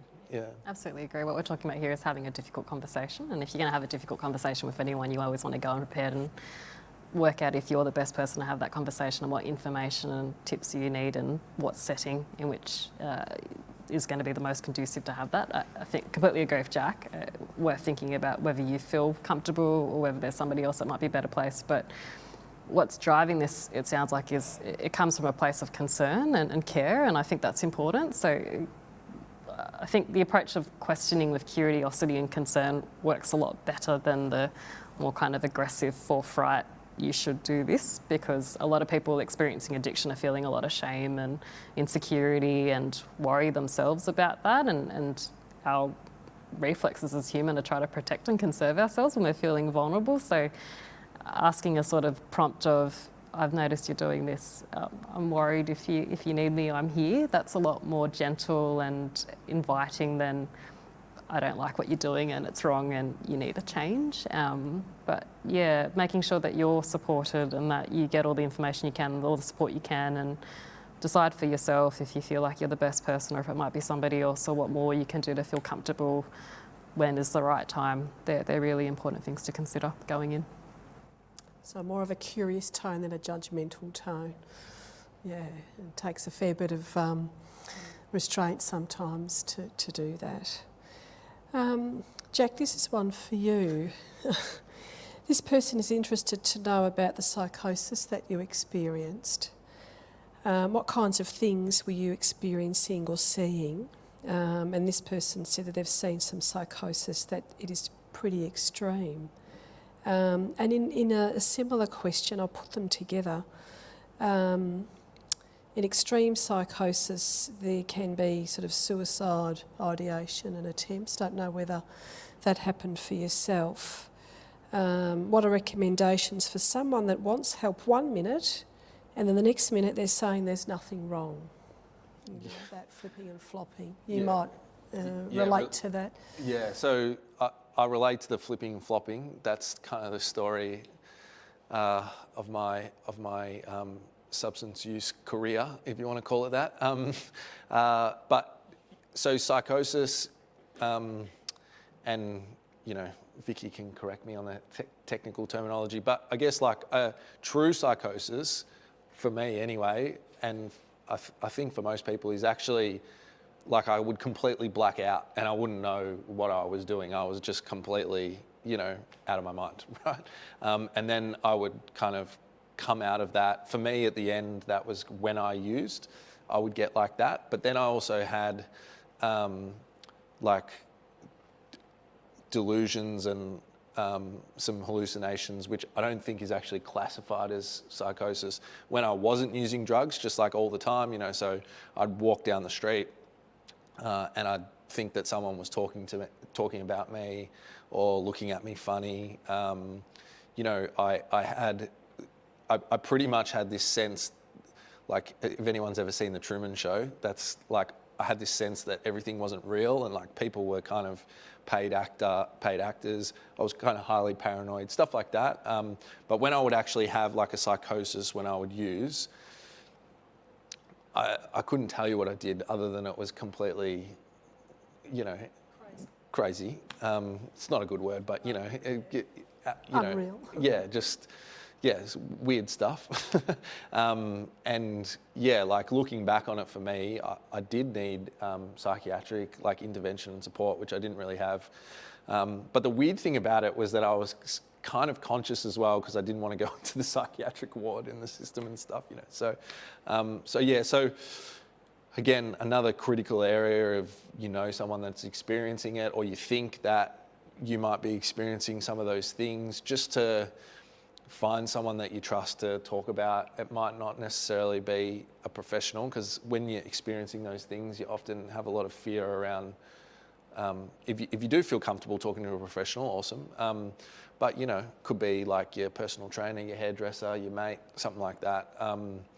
But yeah, that's kind of what happened to me with my psychosis. And if you're at that point, yeah, you've got a medical issue going on, and it's really important to get like medical treatment. And if you're in that space, there's nothing wrong with taking medication and, you know, all that sort of stuff. Yeah.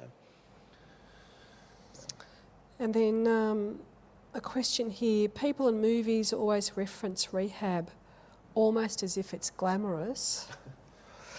What's actually involved? Yeah, I think, sorry, Vicky, I'm talking a lot. I think, I reckon we really need to change the way that we think about, again, inverted commas, treatment. You know, like rehab actually, I'm pretty sure the evidence and research shows pretty overwhelmingly that it's not always the best option for most people, and that there's a lot of other stuff that you can do before someone goes into like residential rehab. And if I just think about it like practically as well, because I'm really big on this, like if you think about recovery and what people talk about being important for them, connection, you know, reconnecting with community and society, all that sort of stuff, rehab's kind of the opposite to that. So yeah, it's kind of strange. But if you are at that super pointy end and you do need it, obviously, yeah, we need to do that as well. But and just, I didn't answer the question on the flip-flopping. It's super hard, but if someone's in that moment, it's awesome to be as prepared as you can. You might not be able to go to a service or something, but maybe you can take someone to like a peer group or just some sort of service that's going to continue the momentum that they're in that stage to try and catch them where they're at. Yeah. I don't know if you had anything else. Sorry. I completely agree with Jack's point, and I think the important message there is to get professional help, because things like rehab, they're one treatment option, one support option even out there, but there's many other options there, and the best treatment plan is an individualised treatment plan and one that respects the person's wishes and matches the time needs and acuity of what's going on too. So rehab will work for some people, rehab doesn't work for other people. We've got to look at all options and finesse what's going to work for people individually. I think, yeah, there's a danger that when you think about addiction treatment, people automatically think about detox and rehab. That's all you ever really get sold, but there's so much more than that. We've got some medications that we can use for some addictions. We've got psychology, we've got peer support programs, we've got day programs. We've got all the other sort of other help that people need as well, like working on goal setting and coping strategies and relapse prevention skills that don't get the airtime they deserve, and getting people linked in with services and the right treatment and with the right information is part of the solution there, I think. Yeah, like one of the things that always makes me laugh, this guy in the AOD industry, his name's Professor Steve Alsop, and he taught, I think, addiction psychology or something like that. He's from Curtin University in WA, and he always says to me, for like 20 years, when he would ask the students, why do people give up drugs or why do people stop using substances, and would brainstorm it, no one ever said treatment. You know what I mean? Like, it was always because they wanted a better relationship, all that stuff. So yeah, it's interesting how you engage people in different methods. Yeah. There's a professor in the States called Waterling who has this wonderful analogy, which I often use, that detoxes, rehabs, they're a bit like the destination honeymoon before a marriage. The hard work comes after. So they can be a good circuit breaker and a good place to consolidate and stabilise, but you still need to have good aftercare and have other treatments and supports in place, because otherwise you're just keeping people in a bubble and not giving them a chance at reintegration after. Question I have is that one time I was listening to a speaker who said that on average people relapse around 7 times before, you know, it really sort of sticks. I find that useful to think about, and I don't know whether that figure is correct, but, you know, sometimes we just give up or think it's just too hard or it won't happen, but just to keep persisting.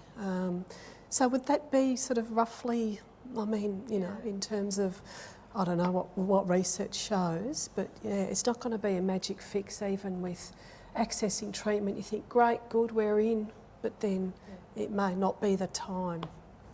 And it makes sense as well. I mean, if you think of other health conditions like diabetes, it's very rare that people get it right on the first go. You have lapses and dips, and you kind of need to learn how to manage disease, and any change we make is incremental and any success we make is incremental, and it's the same with addiction treatment. Alex Waddock has this, he's a great harm reduction expert, he talks about how when you're changing any type of human behaviour, most of the time we make incremental changes rather than one big one. So if I was going to run a marathon tomorrow and I'm a very unfit person, I couldn't go from walking down the local block to running to Torquay overnight. I've got to make little changes along the way, and it's the same as when you're managing an addiction. You've got to make little steps and learn from each of those steps and all the mistakes you make as well, or the struggles you have, and then you build it up. So we do get a lot of people who come into treatment and they've been with us a few years down the track and they come back because they've had a lapse or a relapse. But every time they come back, they understand themselves and their addiction a bit better. And we build on that, and people gradually make that recovery. It's about the overall trend. Yes, you might take a little step down, but you build back up from that. And where you've been is so much further than where you came from, which is really important to remember. Yeah, I agree.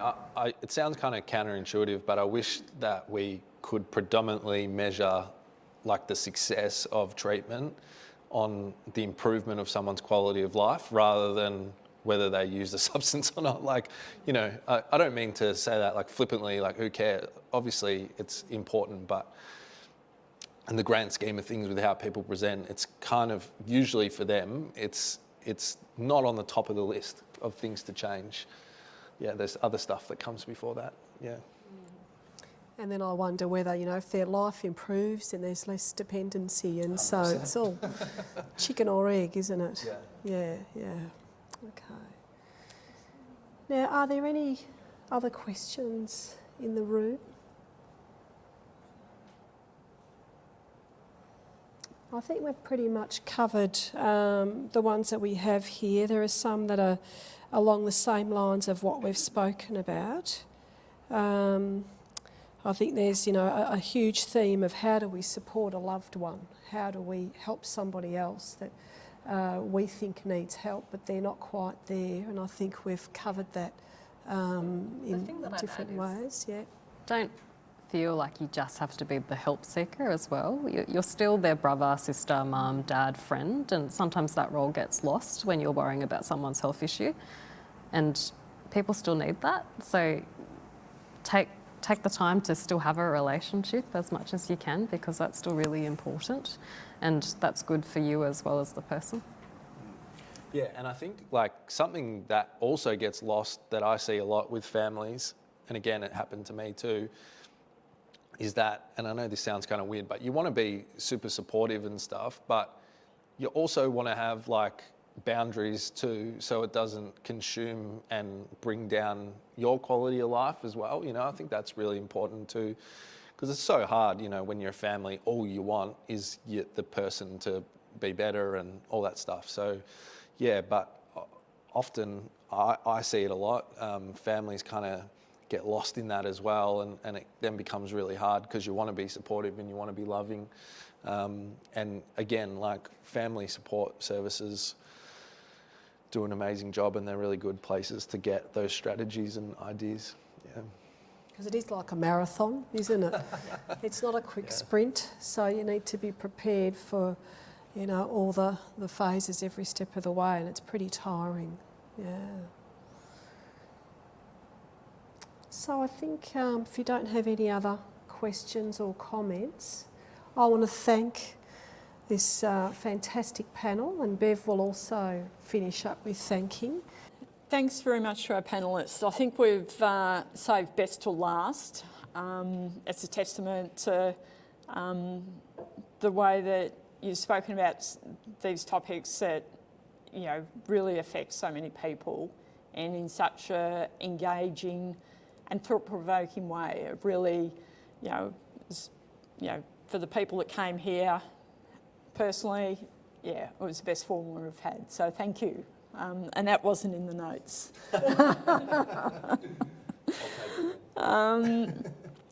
I'd also like to thank some people that have worked very hard to bring these forums together. They've worked incredibly hard to turn something that was a bit of a kernel of an idea and crystallise it into making it happen. So a lot of them aren't here tonight. So Jenny Morris, the chair of the Westgate Health Board, Liz Hunter, the former CEO of the Westgate Health Co-operative, Ben Chair, psychiatrist and designer of the forums, Lou Pellegrino from JT Production Manager, who's just an absolute legend. To all our guest speakers, for your commitment in making these forums available to the community, thank you. And thank you for coming out on a miserable night, cold in Melbourne. And I just think that the topic speaks to your tenacity to come out. So thank you and enjoy the rest of your evening.